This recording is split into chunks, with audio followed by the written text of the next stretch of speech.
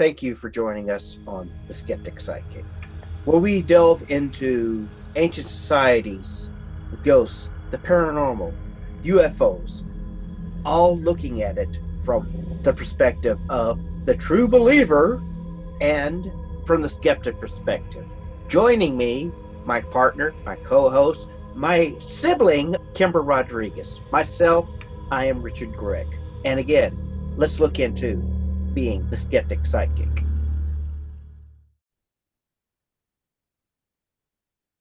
Hello, and thank you once again for coming to the Skeptic Psychic, where we like to have wonderful discussions and meet people and tell wonderful stories.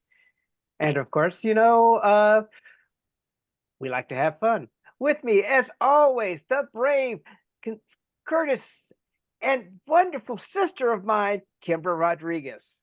Hey, how are you this week? I'm good, losing weight. I may jump on a space flight to go with Elvis, but other than that, maybe not. No, don't go on a space flight with Elvis. We may never see you again. That's right. Except for where you pop up here and there. We don't want that. Oh, yeah, you do. I'd be an enigma to the world. That's no fun. All right. How about you? What have you been doing here lately? Just trying to, been meeting with clients, working, not much else, watching movies, watching TV with Mercy. Well, we do have a guest today, two guests today, in fact. Would you like to introduce these wonderful people? Yes, today we have Natalie Shelifo and her sister Stephanie Kurd. And from a young age, these sisters displayed extraordinary psychic abilities, often experiencing prophetic dreams that shape their spiritual future. They did embrace a diverse range of spiritual traditions. This included Wicca, indigenous wisdom, Buddhism, and contemporary spiritual thought. This forged a unique path as spiritual eclectics. Sorry, Tom, words hard. Also, their journey emphasizes unity, interconnectedness, and personal growth beyond what they've learned within organized religion. So I want to go ahead and welcome Stephanie and Natalie to the show. Is there anything else you want to add to that, or did I do okay? No, you were great. Yeah, thank you. That was great. Yeah, thanks for having us. Thank you for coming on. Yeah, we're excited to be here. Well, we first wanted to just, kind of ask some questions. That way listeners can kind of get a feel of who you are and like, who are these ladies on this show? We're not used to them being here. So we've got some questions. You want to make sure you're not stranger danger. Right? No, never. I think we're a little more responsible than that, bro. Okay, it could never happen. Right? Never know. Yeah. So do you want to kick off the questions? Yeah, I can go ahead and kick off the questions. When did you realize both of you had that certain gift? You want to go first? Yeah, sure. So for me, it was, gosh, I guess when I was 5, I had my grandfather came to me when we were being babysat, right? And because my grandfather had passed away. And of course, we're young, so they don't drag all the kids to the funeral and that type of thing. Natalie would have been 2 at the time, I think. Yeah. And so staying at this babysitter's house, and I'm doing my usual, right? When at 5 years old, they say, go take a nap. And so I'm upstairs taking a nap. And I see the craziest, as a 5-year-old, the imagery I had is it's like this black sheet kind of thing weaving across the wall. Scared the bejesus out of me. I go running downstairs. The babysitter says, oh, you're not getting out of your nap that easy, and sends me back upstairs. I jumped in, hid under the covers, looked up again. It's still kind of lingering around, and then it disappeared. It wouldn't come to really any of our thought process until several years later, many years later, that as we were talking about when this happened, that it happened at the exact same time as my grandfather's funeral. So 99.9% sure that was Grandpa coming to say goodbye. And from there, it's just been one of those, yes, they exist. There's ghosts. There's spirits, right? There's folks that are passing on, whether they're saying hello, and they're saying goodbye, whether they're just needing help crossing. Yeah. So for me, it was 5. That's awesome. Yeah. And so like, Stephanie mentioned, and we're true sisters, even though we have different last names. Yeah. So Well, we're true brother and sister, and she has a different name. Right? Marriage does that. Yeah, exactly. so kind of out throughout our entire lives, we've been surrounded by spirits, or had experiences or noises or things that make you go in the night, and we kind of thought everybody had those same experiences. Of course, the older you get, the more you talk about it, the more you're like, no, they think I'm a little bit crazy and I maybe should just stop. Right. And then up until recently, of course, so then we went down that spiritual path, have been on that spiritual path for about 30 years. And then just a couple of years ago, when I was up at the Stanley Hotel, I was there with my child and one of his friends. And we were just doing, ghost hunting and looking for spirits and all of those good things. And we really didn't have a ton of huge experiences, but we were sitting in our room and we were kind of debriefing, just sitting on the bed talking. And we had flashlights that we had inadvertently left to the sides of the bed on the nightstand. And one of them turned on. And I looked over and I saw something. And I was like, wow. But nobody else saw it. And that's when I realized that I could also hear them. And she looked at me and said, "You can see me?" And I put and in this whole transition of things, because it happened so quickly, I put my little SLS camera up and I also saw her shape, but then I lost what I saw with what it started, at that point to become the ability. Mm-hmm. It's interesting. When you were talking about your grandfather visiting at his funeral, it reminds me that when my grandmother passed, I wasn't able to go to her funeral either. Mm-hmm. We were up living in Denver, Colorado, and it was my senior year during finals. And she was down in Texas, so my dad's like, well, why don't you stay here, for school and everything while we go down for her, because she was sick at first. But then a couple of months later, I had a dream where she came to me to say goodbye. And at first I wasn't sure if it was a dream or a real visitation. But then at the end, she's like, I have to go, but I want you to know, no matter what anybody says, I'm proud of you and I love you. Shortly after that, somebody said some things that reminded me of that point of the dream where she said that. And it just solidified right there that was a visitation. That was not a dream. Mm-hmm. And to this day, I still believe that she came to say goodbye to me. Well, that's amazing. What a gift. Yeah, yes. Absolutely.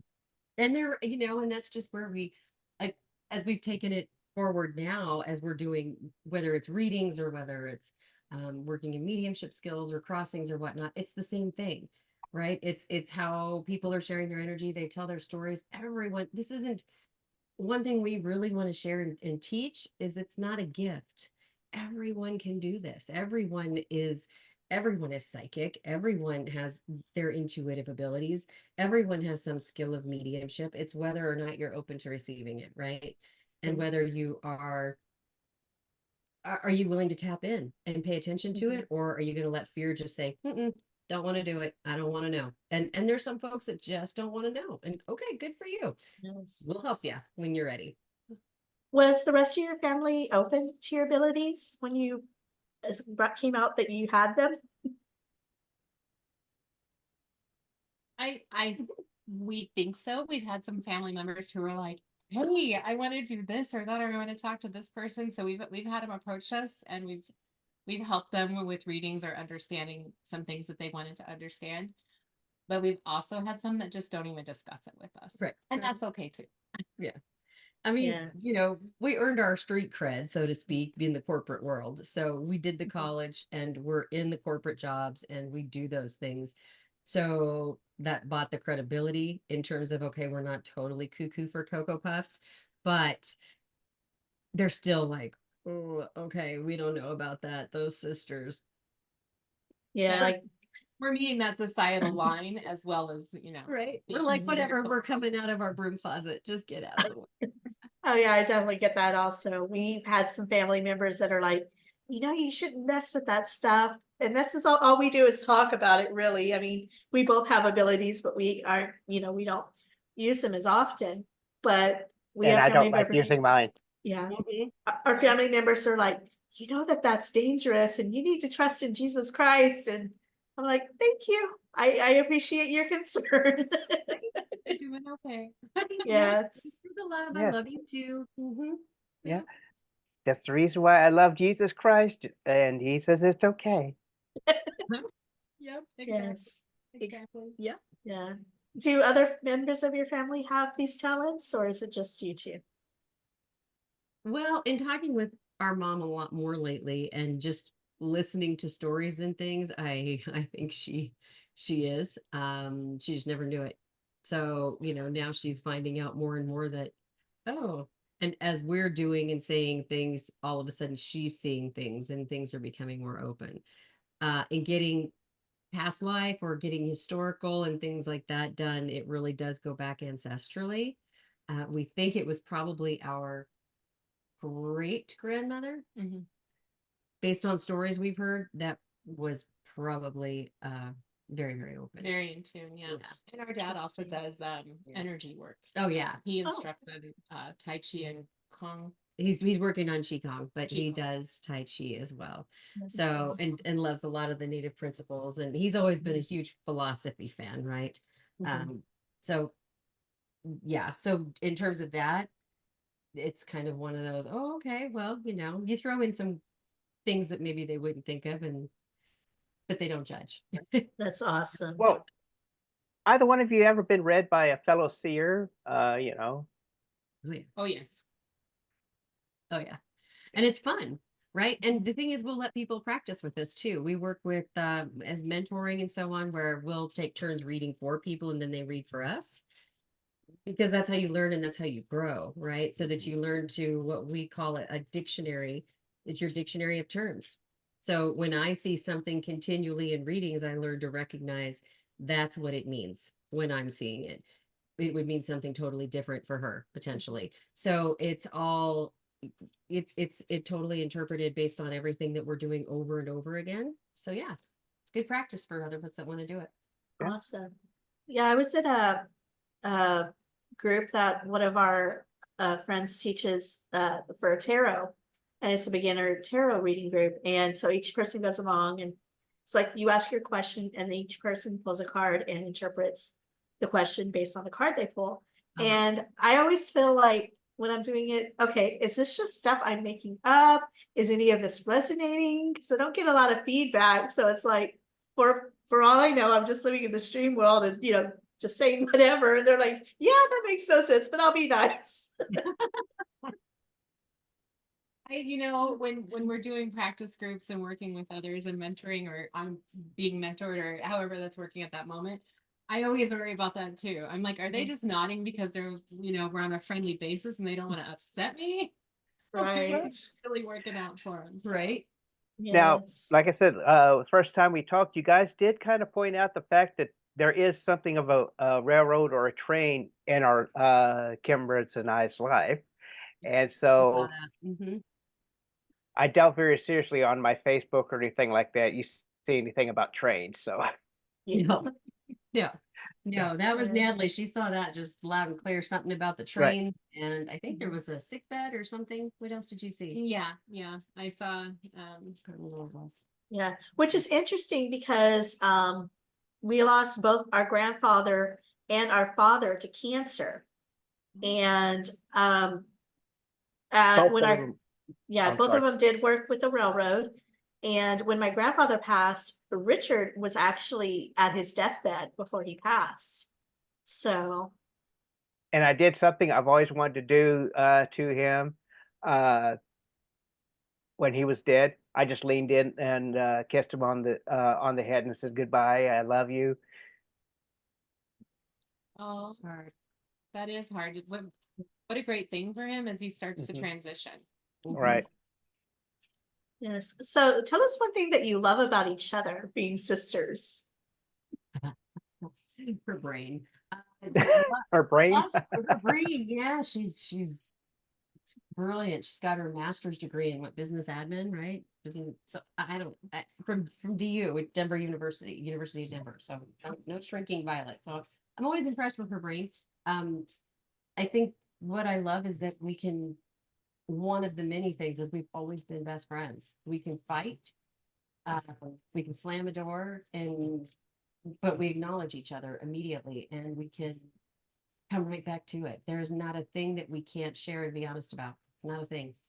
And it may be one of those, hey, it's not intended for anybody else, whether it's the family, friends, anybody, but there's no secrets. Yeah. Mhm. Well, Yeah. like I said, Kimber and I, even though we're 6 years apart, have just such a wonderful relationship where we could sit there and argue for about 5 or 10 minutes, and about a couple minutes later, hey, dinner's ready. Right? Yeah. Yeah. Yeah, and then also being brother and sister, you usually see that bond like with two brothers or two sisters, but a brother and sister having that bond is something that is really special Rare. to us. Yeah. Yeah, that's I mean, very unique. Yeah, I tell everybody he's not just my brother, he's one of my best friends. And you're my And favorite sibling. yes. Yes, I have five other brothers, so yeah, that's why he says sibling. Got it. Got it. Yes, the only girl and 7 children, so. She's your favorite sister for sure. Oh, Definitely. definitely. Yes. Yeah. That's what I tell my mom. Every time I talk to my mom, she's like, well, you know, you're my favorite daughter. I'm like, Mother, I'm your only daughter. Right. And she's like, that's why you're my favorite. Yeah, thanks, Mom. Appreciate it. Yes. Yeah. Yes. And my mother thinks I'm the good kid. Right. Right. Um, Uh-huh. so Mhm. how do each of you experience your talent? Is it something that you see in your mind in images, or do you hear words or colors? And how did you learn to interpret what you're experiencing with it? So like Stephanie was talking about that whole dictionary creation. So over the hundreds of readings that we've done at this point, you know, there's certain things that mean certain things to me. So I'll see that in my mind's eye as I tap in. And that will, you know, typically tell me what's going on with that person. I know that she does experience more in color. And recently I've started hearing words. So, and I think, you know, just for doing this for, you know, just over a year, that's kind of, you know, developing in that pattern. So I'm excited to see where that goes from here. Yeah. Yeah. Mine's color, lots of different colors. I definitely hear, I know my biggest ones, if I'm looking at the clairs, right? All your different clairvoyance, clairaudient, etc. So hearing is a big one. The seeing in terms of all the color, those are two of my most prominent. And then there'll be images. There's generally images. But like when it's mediumship or spirit guides, I'll get a name. And sometimes there's imagery, whereas for her, she'll have like full medium people kind of joining. And for me, it might just be like, I feel like it's your uncle, and his name is, you know, Henry, and they're going, yes, my blah, blah, blah, and whatever. So it really varies, but the colors are huge for me. I've always dreamed in color, always, and they're always very, very much a movie, right? People, I'll explain them to the family, and they're like, this was all night. I'm like, well, I don't know. It was just one dream that I remember when I woke up, so probably not. But it's every night. It's always dream. She's very vivid. Very, yeah. Yes. Yeah, I that's dreamed me. I dreamed the other night that I was in a movie with Robert De Niro, and it was sort of like this musical type thing. You know, it had the bright lights, kind of a mixture of New York, Piccadilly Square, Tokyo, that sort of thing. All these images were going through. Interesting. What did Yeah. that represent to you? Because normally I can pull something out of mine. It kind of interests. Well, what it meant to me was the fact of I've got to start using my creativity, because I mean, where else would you see Robert De Niro in a white gown, hospital gowns at the top of his lungs with an IV out of his arm, you know? Yeah. Right? Yeah. Oh, Yeah. Yeah. Yeah. Definitely Yeah. some expression needed there. I mean, the first things I get from that when you say spotlights, I heard Tokyo. So there's some travel, there's some need for you to get out of your comfort zone a little bit, get out of your space. And explore, right? Right. And some of that is your creativity, just like you were talking about with knowing that you need to get that out there. But I think you need to take it on a bigger level. And that's why you're seeing bigger places than just like down the street someplace. Right.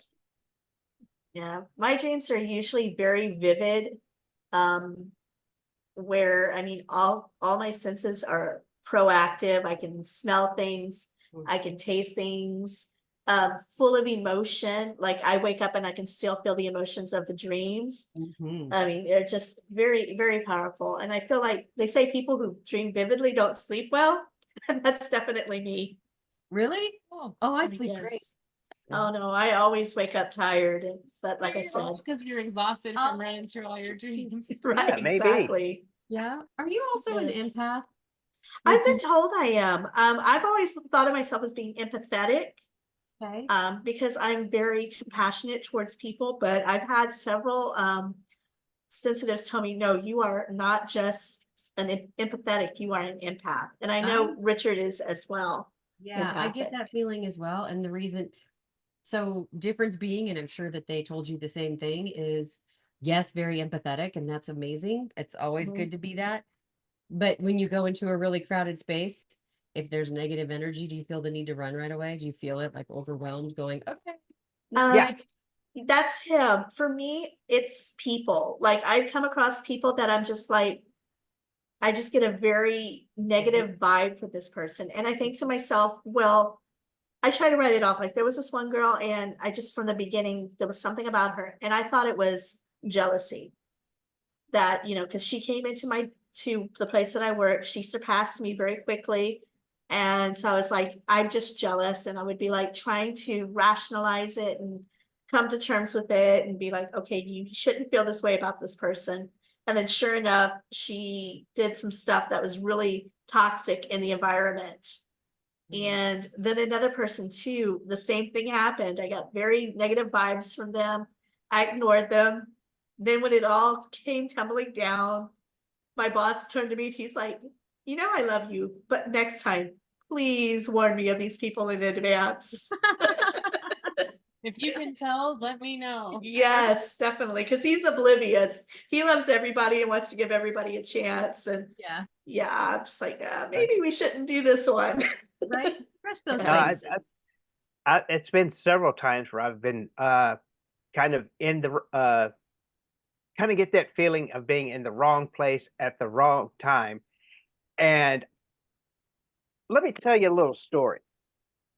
I was in a adult club with another and this other guy was sitting next to me making all these I'm being friendly to the owner, being friendly to the manager, I'm being friendly to the waitresses, and this guy is just his loud mouth is getting on and on and on and on. The manager came over to me and says, "Man, you want to go ahead and go? Your tab's been taken care of. You have a nice night." I said, "Well, thank you," and I shook his hand and walked out the door, and the room became very dark after as I was leaving. So I wasn't sure whether that other gentleman was going to be taken care of, more or less, In a different way that in a different way. Yeah, Roughed up by the bouncer. right. Yes. So I know we're here tonight to talk about spirit guides. What would you say? Because I know a lot of people, there's angels, there's spirit guides, there's, all these different Dark entities, light entities, all these different phases of the spiritual world, and yes. what exactly is a spirit guide? Oh, that's a great question. So, like all of the things that you just mentioned, there are so many different. So, there's the masters or Jesus, Buddha, whatever your master might be, and then there's God or the universe or um, archangels and metronon, and the list goes on and on. So, when you are working with your spirit guides, typically you have spirit guides that come in and out of your life. They come in to serve a purpose, to teach you a lesson, to move you through something on your path. You also have one that it's maybe, and this is kind of my belief right now, are kind of assigned to you through your entire life to make sure you're kind of walking that path that you agreed to when you came here. So you can have 4, 5, 6, 2 spirit guides at a time, but then you also have spiritual people that will come in and help you on your day-to-day basis on, whatever you need to learn that day or whatever you're trying to accomplish. That's how I So kind of see it. what? I'm sorry. So what's the difference between a guardian angel and the in and out of a spirit, the certain spirit guides? If just to clarify. Oh my gosh, you just read my mind. I was just going to ask that when you interrupted me. So I Oh. actually kind of see them as one and the same. Your spirit guides are always with you, and they operate as that guardian angel as well. So we work with one of our mentors because you got to stay real in the entire field. One of our mentors has a really good story about this, about your spirit guides. They'll throw little pebbles or rocks at you to keep you on your path. So those little challenges that make you turn away or maybe go this way. Those rocks get bigger and bigger the more you don't listen until something significant happens to push you into the right direction. And of course, on the other side, if you're so far on your path, but you're headed toward a car accident, that's not supposed to be there. They will push you back on this path as well, being that guardian angel, keeping you in between your guardrails. So I really see them as the same. Agreed. So like a minesweeper. Kind of. Yeah. Yeah. In the Navy, there is a ship that goes through a canal that will try to attract all the mines away from you. And because I was on a minesweeper when I was in the Navy, so that's what you're describing to me is more or less of a. That's exactly That's what I it is. see. But you leave the little mines there to make sure the ship doesn't go off course. This is the course you follow. Right. The mines are going to be outside of it. Yeah. Back in 92 or 93, I remember a friend of mine was on the USS Tripoli during the original Desert Storm, Desert Shield. And the reason why the Tripoli got hit by a mine is the captain decided it wanted to back up. So when it backed up, it actually hit one of those little mines. Oh my. Yes. It made a change off course that was not planned. Exactly. Right. And that's what your aim, your whether it's your guardian angels, your spirit guides, whatever you want to really refer to them as, it's all about guidance, right? So you talk to them in the morning and you set your intentions and say nothing that's not meant for my highest good or for the highest good of others, and ground yourself for your day, and then say, okay, here we go. And you're like, are they sitting back and enjoying a nice lunch, or are they like throwing rocks at you going, pay attention, good God, get up, woman, get up. I love the minesweeper though. The minesweeper is a great analogy. I'm gonna keep that for stories going forward. It's a great analogy. I'll give you permission to use it. Thank you. I have this on recording. Right, So. it's recorded. Right. We heard Yes. So how would one get in contact with their spirit guides to make that connection? Yeah. Sorry, we have dogs we're letting out. So really working with spirit guides is more about paying attention. Do you want me to stop? No. I was just going to make the comment of now we know who let the dogs out. We let the dogs out. Right. Yes. So yeah. You can go ahead and continue if you like. Perfect. So, and I think that's kind of, there's like a fad draw towards spirit guides right now. And I think so many people really want that connection with figuring out their own path. And I think working to get to your spirit guide is really about paying attention. So some people may just stop paying attention and start understanding or start hearing. Other people really have to do the work to pull into that connection. And by doing the work, it's like, getting the stuff that you believe about yourself out of the way. Like, who were you told to be when you were a little kid? Were you going to be Lutheran, Methodist, Buddhist? What did you have to believe? And what did you develop into because of that? So you start moving some of that out of the way, and it opens you to really any possibility.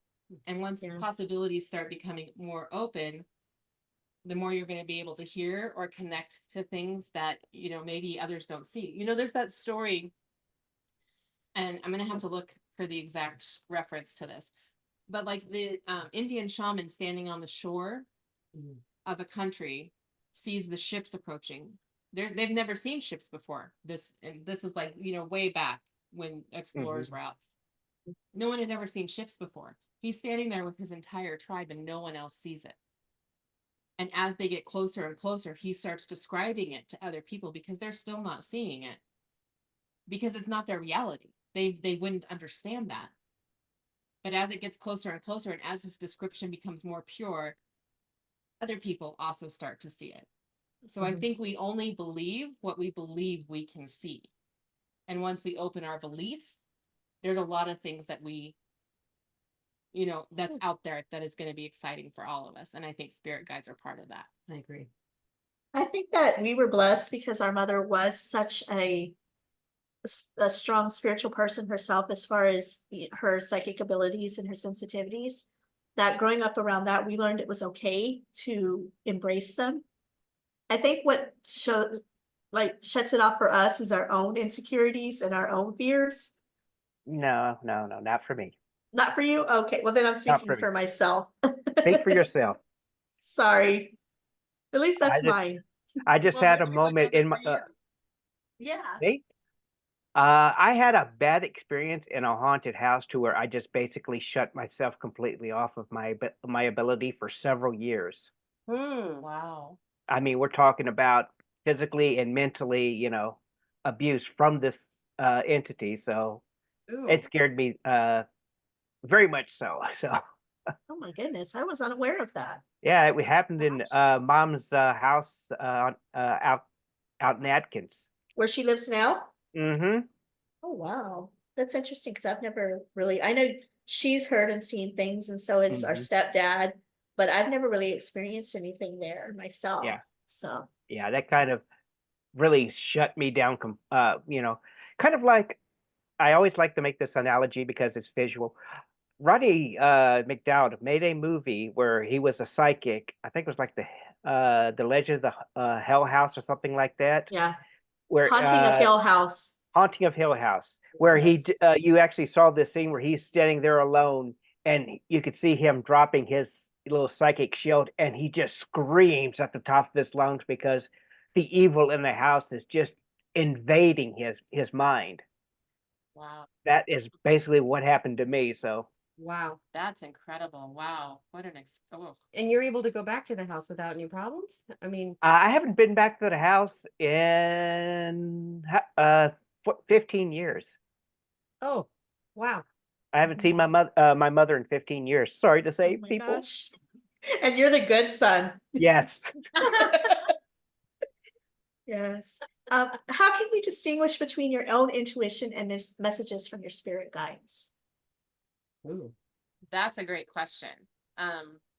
So oftentimes when I think that I might be imagining something into my mind, if it's something that I might connect with, what I do is I pull back in and I try to completely wipe everything away.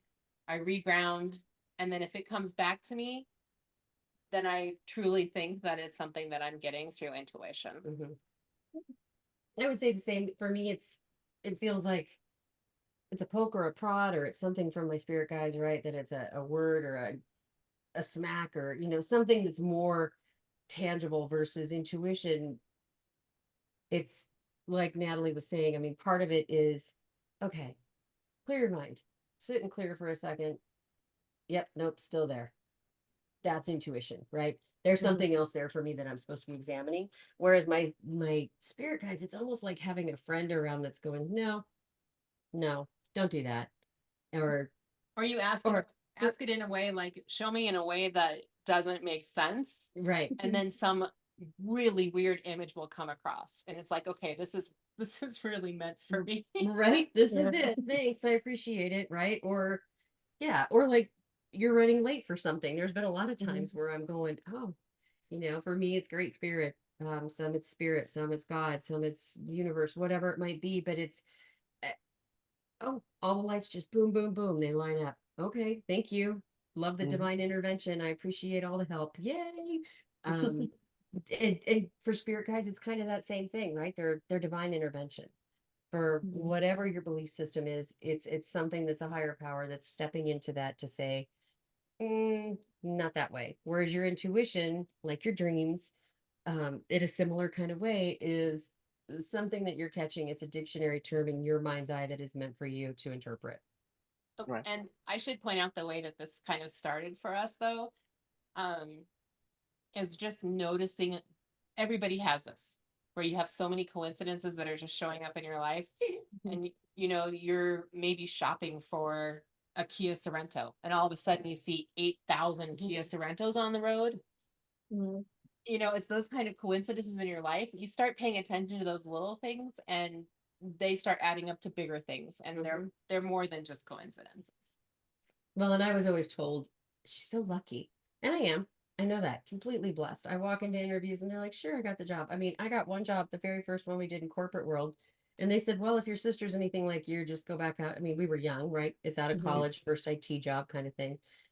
Her interview was next, and he's like, if she's any half like you are, just tell her she's hired too. We'll just skip that interview. We'll see you guys in Florida. And they really did. And they And then Oh, did. wow. they paid us to go to Florida for training. Right. And we're like, That's when they first met me. It was so weird. So yes, very lucky. And it's always been like that.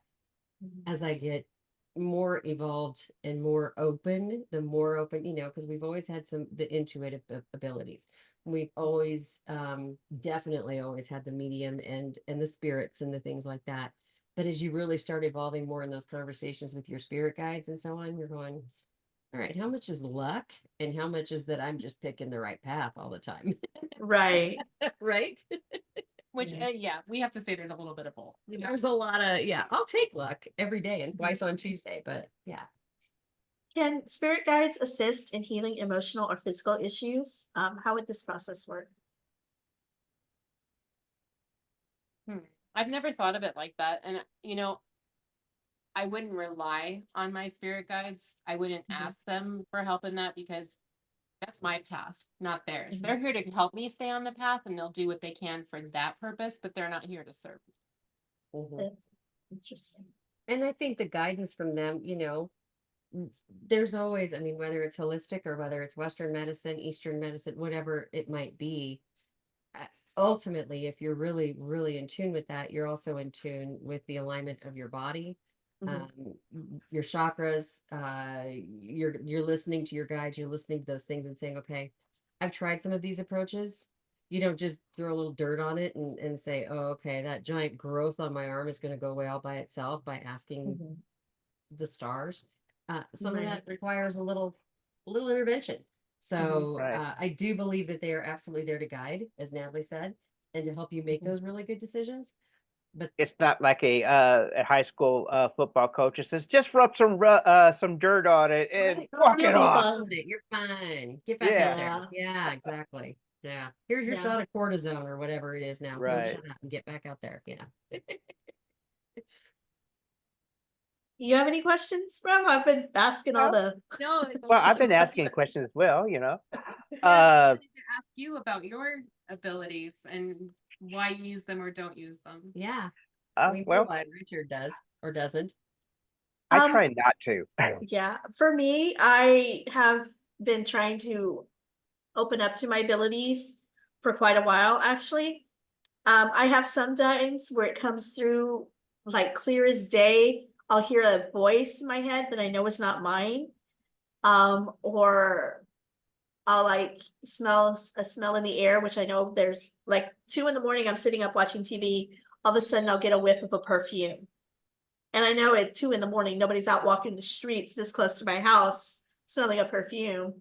Or I'll be asleep and I'll hear a doorbell ring and I'll get up and there's nobody at the door.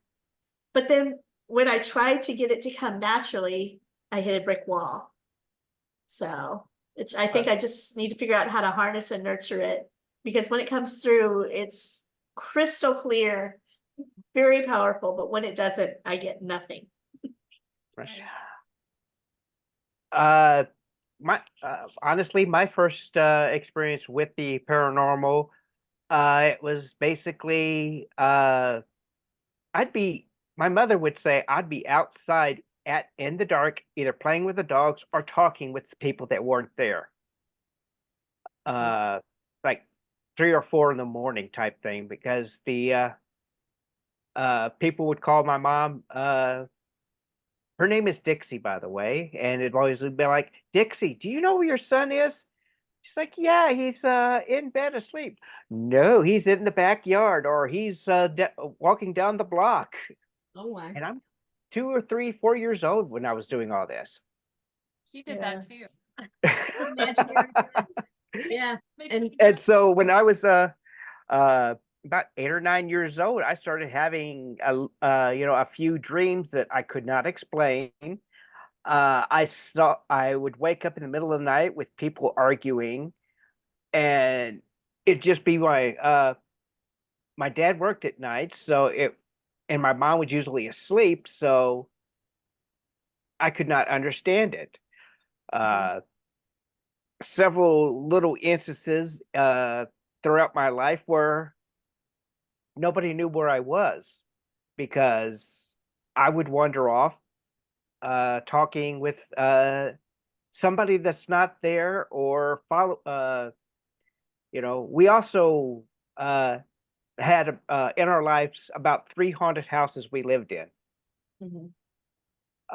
And the first haunted house was basically is the first time I ever experienced what you would probably call a spiritual guide. It was a female nun.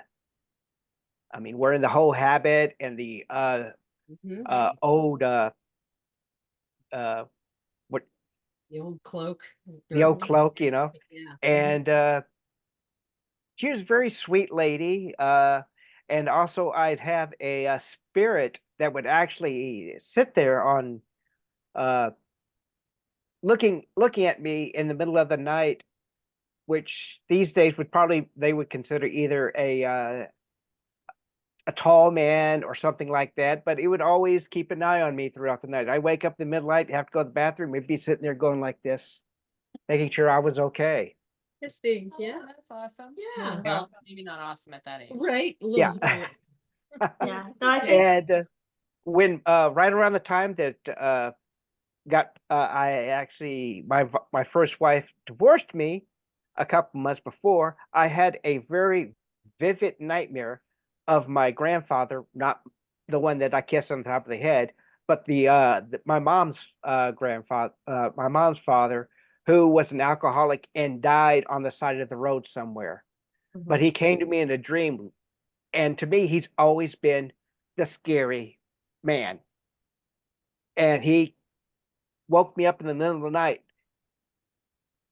and it's just, a scary man laying over my bed. My ex-wife is still asleep, and I'm like, what do you want? What do you need from me? And he just kind of looked at me, sighed, and drifted back. So I called my mom the next day and says, Mom, I just saw, your well, didn't father in you my dream. did you explain the scary man to her, and she's like, that's my father? Yes. And she says, Yeah. well, what do you mean? And I explained to her, how I always said that Paul Jim was a scary man. She says, yeah. I described him to him about what the last thing she saw of her father before he died. And she says, okay, what do you think he meant? I said, well, could you show me where he's buried? I was too little of a kid to go to the funeral back then. Mhm. So she took me out to the military graveyard where he was buried, and as she's sitting there, she and I are looking at it. She looks down and says, "Hey, Daddy, you wanted to talk to Ricky for a little while? I brought him. This is your grandson." And I sat there, and just for about 15, Mom says it was like 30 seconds or so, but I felt it was like 15, 20 minutes of just talking to this guy who, to me, scary man, because he, again, alcoholic, and He also had skin cancer, and they had to remove his nose and stuff. yeah. Oh, wow. So it was like I was reconnecting with something that was missing from my younger life. Mhm. So And what did he tell you? Because I feel like there was some apologies or him trying to connect with you on a non-scary level, like I am your grandfather and I loved you kind of thing. it was well, it was basically kind of a I got the conversation dealt with the fact of he saw that he was so sorry that he didn't mean to be the scary man. Yep.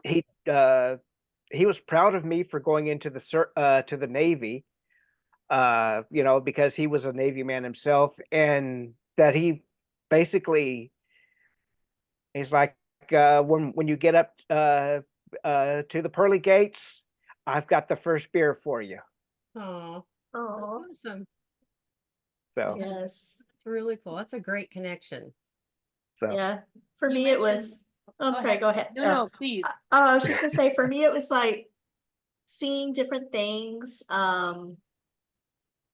hearing things. Like one of my favorite shows when I was a kid was Three's Company. Oh boy. Yeah. And I Oh, can yes. remember, I can remember laying in bed trying to fall asleep, and the whole house, everybody's in bed asleep, and I'm awake, can't sleep. And I could swear I hear the theme coming from my living room. So I'd get up, go in there thinking my parents are in there watching the show. TV's off, everything's silent. So I go back to bed and I start hearing the theme song again. And I'm like, Wow. what is going on? So I'd get up again, go look, and nothing. And then I remember one of the houses that we lived in, there was something there that was connected to me, and I had a lot of scary instances that happened. But one thing I remember is waking up and seeing a shadow figure. It's like peeping in my door. Mhm. And I thought it was my mom. And I was like, and I mean, it was so dark that you could actually see the outline of the blackness against the darkness behind it. And I was like, oh, is it time to get up? And the figure, I literally saw it nod. And then it like moved away and it was gone. So I get up and I'm like, you know, all the lights are off in the house. I'm like, why is my brother still asleep? He's gonna get in trouble. Because he was down, Rick was down the hall sleeping. So I go into the kitchen, kitchen's pitch dark. I turn around and look at the clock on the microwave. It's 3 a.m. Oh, So I was like, what in the world? So I'm like, I guess I'll go back to bed. And I asked my mom the next morning, why did you come to my room at 3 a.m.? She's like, I didn't go to your room. I was fast asleep. Oh boy. Yeah. And then we had some other things that happened where like there was I felt like I couldn't sleep. Had this really negative feeling, and I could see at the edge of my bed like somebody was sitting on the edge of my bed. Mm. So I'm like, this is all in my head, you know, trying to rationalize. I'm imagining things. So I got up to turn on my radio to calm my nerves, and my dresser was sitting right next to my bed, and that's where I saw the line. My jewelry box toppled off of my dresser. So whatever was there got up too. Oh yeah. And so at that point, I'm like freaking out. I'm praying. And then just at that moment, I think again, it was around 2, 3 in the morning, our phone rings. And it was a family friend calling from Florida. Rick answered the phone and he's like, hey guys, I just wanted to see how y'all are doing and if everything's okay. At 2, 3 in the morning. In Florida, it was like 4 in the morning. And he was calling to check on us because he just had a feeling something wasn't right. Mm-hmm. wow. So yeah. So yeah, I had a couple of, and it's weird because nobody else really experienced anything in that house but me. And the stuff that I experienced was Well, not and the very one that friendly. called you. Clearly there's Yeah. something on that side too, for them Yeah. to just be like, right. Right. Well, I mean, I yeah. was I just during that time that we were in that house, I started having the first experiences of being in insomnia. So Mhm. I'd be up at Yeah, you were up at Five that o'clock. time. 4 or 5 o'clock in the morning, either playing solitaire or just listening to the silence. And Mhm. uh like with her, it was like I was actually weird things were happening to me. Mhm. Remember the little piece of the curtain that drove itself into my arm? No, I don't remember that. Oh yeah, we had to call our stepfather to come over and remove it from me because It drove itself into your arm. yes, Wow. yeah. Yeah, I had a similar experience with the window where my best friend was over, the one who passed away, and it was my birthday. She came over to spend the night, and so we had dinner in my room, and I was laying on my bed. My mirror window was right by my bed, so I had my foot up on the window. My mom came in and she's like, "Hey, you need to take your stuff to the kitchen so I can wash dishes." I got up, stepped away from the window, and it shattered.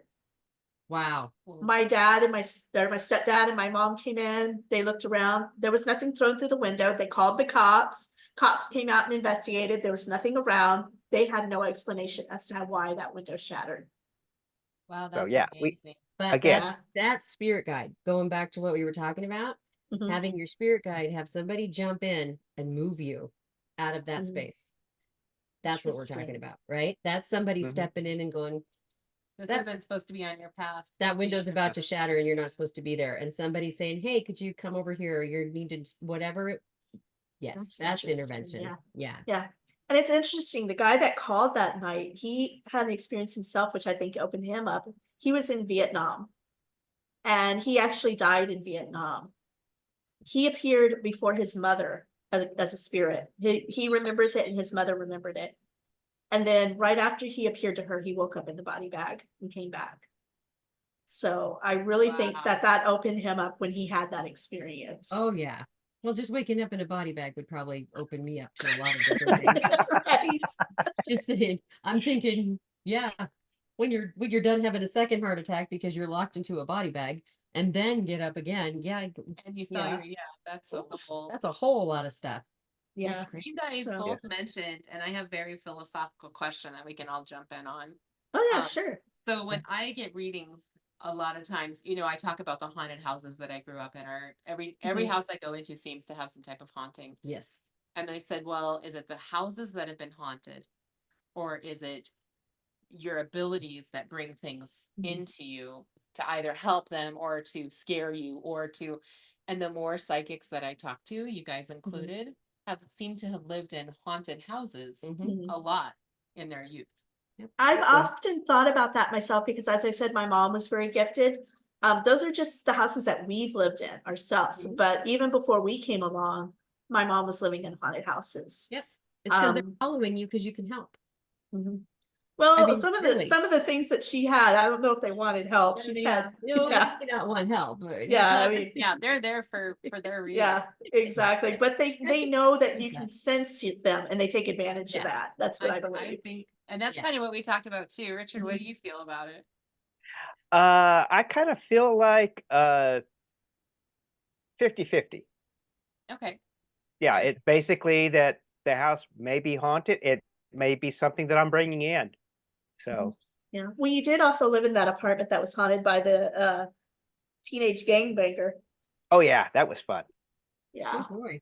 Or it becomes haunted because they're like, hey, this person can Yeah. see me and I want to be Well, the landlady already told me the house was haunted. seen. Okay. So, Yeah. And he did come to you and said, "What the F are you doing in my house? Get the F Yeah. out." Oh boy. Thanks for the great That's welcome. happy haunted. yeah. Right? Yeah, it was very interesting. I remember the first time I went over to his apartment, there were footprints at the bottom of the door where somebody was like trying to kick the door in. And I was like, "Why are there footprints? What were you doing?" He's like, "That wasn't me."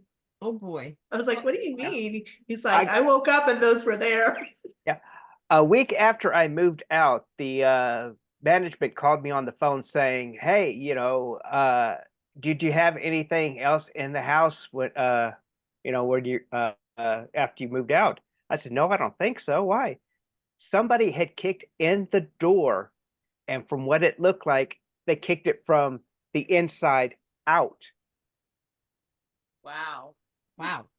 That's frightening. Mm-hmm. Yes. You've had some frightening experience. I haven't had Yeah. a lot of frightening Which experience. is why I kind of really don't, And yes, and understand because there are those that will see the darker, that Mhm. that sometimes it's because everybody's got it seems, and I don't want to say everybody, that's a generalization, but we seem to flock to certain people or certain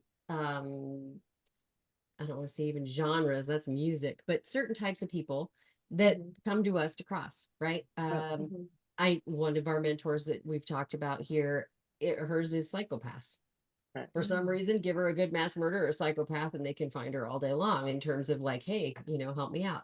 Well, Okay. I don't even like watching too many of the modern day horror movies. Right. I mean, but for you, it seems Yeah. like there is something about that they recognize. Yeah. And it's interesting because I've heard that tortured souls attract tortured souls. And and that's why I feel like I've always been very compassionate to people, is because I have had a lot of trauma in my past. And maybe on the other side, they can sense that. And that, because I even have people that I meet in my life that are, not the best people that you really want to be friends with, but for some reason they want to be friends with me. And so I maybe that carries over to the other side as well. They can sense that you have that compassion, that you're not going to really judge them and you're going to help them out. So, but I agree. I have always believed, because I know some people believe that, oh, there's only goodness out there, and when people die, all there is their goodness. I believe when you die, what you were in this life, you're going to be in that life, for one. And I do believe there are dark entities out there as well that you need to be careful of. Agreed.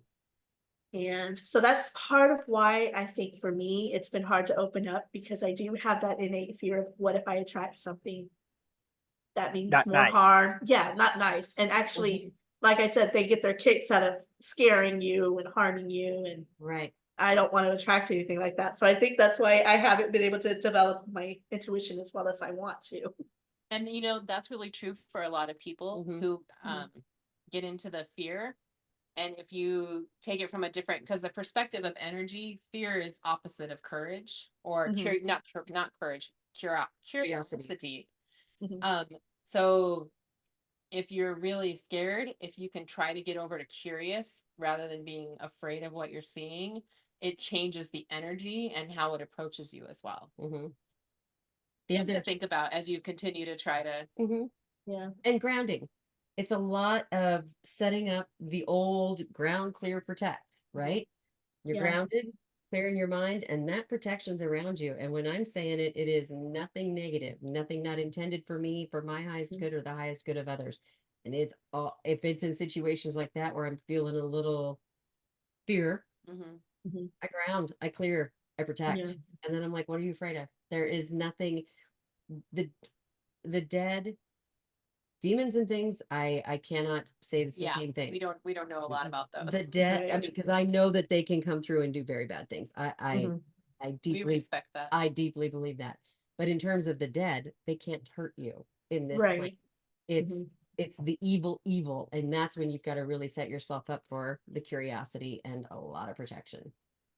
And when you leave somewhere, like Richard, if you go see your mom at that location again, then that's a lot of, as you're leaving and you get outside, you're like grounding and you clear it and it's all back here, and nothing comes with me. No attachments, nothing comes tagging along. You don't get to go. Yeah, definitely. That's something I need to work on. I have ADHD. So I found it very hard for me to ground, because my brain is always up here. And so I'm trying to get it to come down, and with the grounding. Well, when it comes to, I also do have ADHD, Kim, you know that. I know. My grounding is constant. Like I've said, I've told just about every person we've talked to who is sensitive, photosensitive, I have shut myself down when it comes to something like, because of that innate fear that I went through. Oh, I don't blame you. Yeah, not at all. Yeah. Yeah, I once had my friend who's meeting him, she's like, your brain is like a NASCAR race going 50 miles an hour just around the track over and over again. I was like, you get me. That's why we're friends. Yes. Yes. Well, this has been a very interesting conversation. I thank you so much for coming. We'd love to have you on again. I know we were supposed to talk about Stanley Hotel also and your experiences there, but if you all are up for it, we'd love to have you back for that sometime. Of course. That sounds great. Yes. Thank you for having us. Yes. It was really not fun. a problem. This has Where been can wonderful. where can we find you in the World Wide Web? So you can find us. The best place to go is right out to Immersive Spirit, which is IMMERSIVE spirit.com. And all of our socials are on there, our blogs on there. You can do scheduling, see what our services are. So, if you want a reading, whether it's tarot or intuitive, whether, if you're looking for some Reiki, if you are looking to do, you have something going on in your property where you've got some haunting issues you want us to come and take a look at and either tell you what we think is going on or help cross those entities over if possible, if that's their path. We're happy to help. Our goal is to be as helpful to others as we possibly can, serve as many as we can. That is awesome. Do you have any upcoming events or anything that you want to plug as well? We're teaching at another site for the Sage method, if you've ever heard of Isabeau Maxwell. But we're going to be doing a couple of different things at her retreat in Washington in June. And she's one of our mentors and a fantastic person. Yeah, she's a great reader. And then I've got just a little festival coming up in Kalispell, which is just outside of my town where I'm at, live in Whitefish, Montana, and I'm normally at. And that's the Ferry, I think it's the Ferry Flathead Festival. It's the first annual. So I'm very excited. I'm going to be there doing readings and offering Reiki for a couple of days. And that's in July. Oh, yes. And next week. Talk about that. We're just doing a ghost hunt at one of the hotels. So we're thinking about maybe trying to do evidentiary filming, and we might start a YouTube channel, or we'll see how that goes. We're going to see how it's a ghost hunt. Awesome. That's what I want to do. I just got to find people to do it with me because he's like, I'm not going with you. You have to do that on your own. No way. Yeah, we'll be in Cripple Creek, Colorado next weekend. So, awesome. Which is, we've been there for other similar things, right? But we're not going to take anybody else with us this time so that we can really just sit and be in it and be in those moments. Yes. Isn't there supposed to be a woman? Yes. Isn't there supposed to be a woman in red in one of the casinos or something like that? Maggie. Yes. Yeah. Maggie. Yeah. Yeah. At least she's not. At least she's not a woman in white. Yes. Yes. I went there with my dad and my stepmom when we lived in Denver.